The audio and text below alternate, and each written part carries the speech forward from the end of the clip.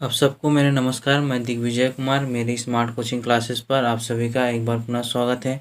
तो चलिए आज की क्लासेस स्टार्ट करते हैं। आज जो हम लोग स्टडी करने वाले हैं वो है संक्षारण। तो देखते हैं संक्षारण क्या चीज़ होता है। वायुमंडल में उपस्थित गैसों तथा नमियों द्वारा धातुओं की धीमी गति से अवांछनित पदार्थ में बदल जाने की क्रिया को क्या कहलाते हैं? संक्षारण कहलाता है। हम लोग वायुमंडल में कोई भी चीज़ रखते हैं तो उससे गैस और जो नमी है उसे पाकर वो धातु धीरे धीरे क्या होता है, अवांछनित पदार्थों में क्या होते जाता है, चेंज होते जाता है, जिसे हम लोग संक्षारण कहते हैं। इसका सबसे अच्छा एग्जाम्पल जो है लोहे में जंग लगना, चांदी का मलिन होना, तांबे व कांसे में हरा पड़ता जमना, ये सब इसका क्या है, प्रमुख उदाहरण है। आजकल हम लोग देखते हैं पुलों में, भवनों में, जहाज़ों में क्या होता है, लोहे की जो अन्य वस्तु बनी होती है उस पर क्या होता है, संक्षारण होने लगता है, जंग लगता है, जिससे उसको बहुत क्या होती है, हानि होती है।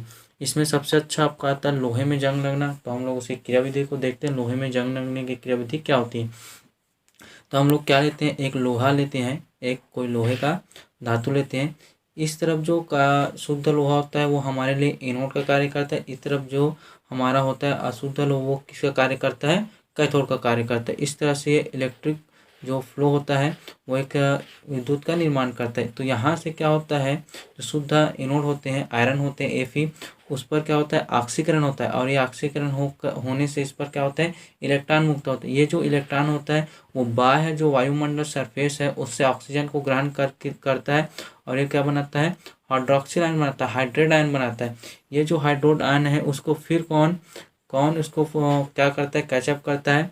उसको फिर जो हमारा जो Fe2+ जो होता है उसको कैचअप करता है और फेरिक हाइड्रेट बनाता है। ये जो फेरिक जो हाइड्रेट बनाता है वो आपस में जल के साथ फिर क्रिया होके इकट्ठा होके यहाँ पर रस्ट बनाता है, जंग बनाता है। इस प्रकार से इसकी क्रियाविधि होती है। जैसे इसको एनिमेशन वीडियो के माध्यम से देखते हैं तो आप लोगों को यहाँ पास एक क्या है, हमारा ये वायुमंडल है।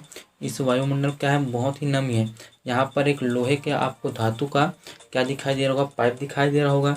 ये जो धातु के जो पाइप है उस पर बहुत सारे क्या होते हैं, उसके अणुओं से मिलकर बना होता है ना। तो यहाँ पास आप सब लोग को अणु दिखाई दे रहे होंगे। ये जो हमारा जो ये अणु होता है वो किसका होता है, आयरन का अणु होता है। ये जो आयरन का अणु होता है तो ये एक तरफ जो हमारा राइट साइड है शुद्ध लोहा, इस तरफ ये एनोड का, और लेफ्ट साइड जो होता है वो हमारा कैथोड का कार्य करता है। जब इस जो एक सेल की तरह व्यवहार करने लगता है तो ये जो आयरन है उस आयरन पर क्या चीज़ होगा, हमारा ऑक्सीडेशन होगा, ऑक्सीकरण होता है, जिससे ये क्या करते हैं, Fe2+ में टूटते हैं और यहाँ से इलेक्ट्रॉन मुक्त करते हैं। ये जो इलेक्ट्रॉन मुक्त करते हैं वो हमारे एटमॉस्फेयर जो वायुमंडल में ऑक्सीजन क्या करता है, इसको ग्रहण करता है और क्या बनाता है, OH बनाते चलता है।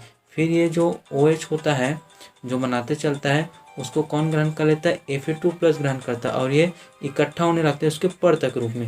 जब परतक रूप में जब इकट्ठा होने लगता है तब क्या हो जाता है, उसके परतक रूप में छोटा से भूरे रंग का क्या दिखाई देगा, आपको रस्ट दिखाई देगा, छोटा सा जंग दिखाई देने लगता है। तो इस प्रकार से ये जंग लगने लगता है। अब आगे देखते हैं, आगे क्या है। आगे जैसे आप लोगों को इसकी क्रियाविधि लिखना है तो आप यहाँ से लिख सकते हैं।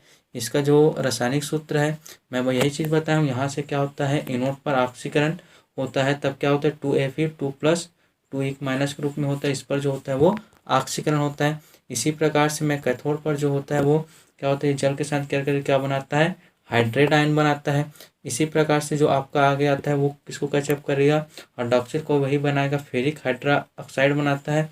ये जो फिर इसके साथ मिक्स होकर किसके साथ, ऑक्सीजन और जल के साथ मिक्स होकर क्या बनाता है, Fe2O3 एक साथ FeH2 बनाता है। ये जो होता है हमारा जंग का सूत्र होता है, और इसको हम लोग कहते हैं हाइड्रेट फेरिक ऑक्साइड कहते हैं। इसको रस्ट भी बोलते हैं, जंग भी बोलते हैं। ये उसका कार्यविधि हुआ। अब हम लोग इसका बचाव देखते हैं। हम लोग इस जंग के बचाव कैसे कर सकते हैं। तो पहला ये है रोधिका क्षरण। जो हम लोग रोधिका जो क्षरण हो रहा है उसको उससे बचा सकते हैं। अगला जो आपका आता है उत्सर्ज रक्षण। इसका उत्सर्ज रक्षण करके हम लोग भी इसका क्या कर सकते हैं, जंग को रोक सकते हैं। जंग रोधी विलयन लगाना, जैसे कि हम लोग जंग रोधी विलयन जैसे पेंट वगैरह है उसको हम लोग लोहे पर लगाएं तो क्या रहता है, वो उसको सुरक्षा प्रदान करता है, उस पर जंग नहीं लगता, क्योंकि उसकी नमियों जो वायुमंडल के नमी होता है और ऑक्सीजन होता है उसको अंदर घुसने नहीं देता, इस कारण उस पर कोई किसी भी प्रकार का जंग नहीं लगता। इससे यह समझ में आता है कि हम लोग क्या कर सकते हैं, उस पर पेंट लगाकर उसके जंग को बचाया जा सकता है। आज के लिए बस इतना ही। इससे रिलेटेड जो मेरा वीडियो है उसको मैं नेक्स्ट वीडियो में बताऊंगा। Thank you.